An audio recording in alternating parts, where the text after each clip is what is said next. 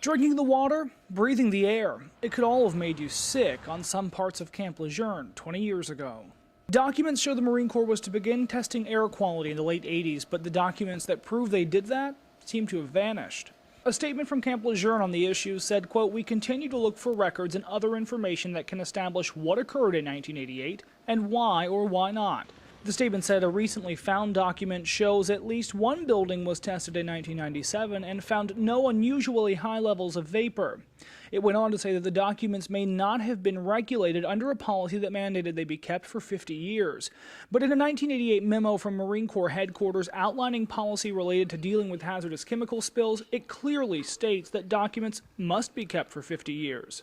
Vapors from the spill leaked into buildings around Hadnot Point in 1988, but the first documented testing didn't take place until the late 90s. Jerry Ensminger has been working to put the pieces of this puzzle together.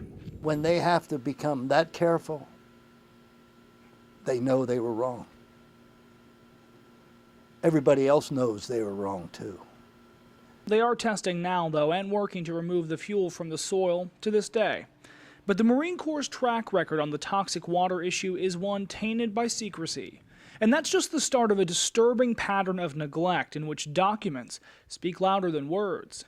Marine Corps background data on Hadnot Point shows the fuel farm was likely never cleaned and rarely maintained because of a lack of funding.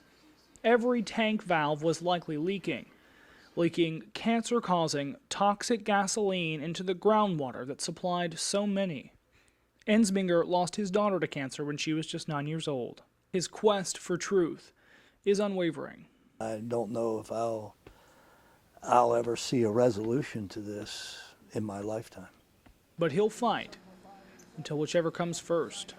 In Jacksonville, Chris Brown, Eyewitness News 9, on your side. Discourage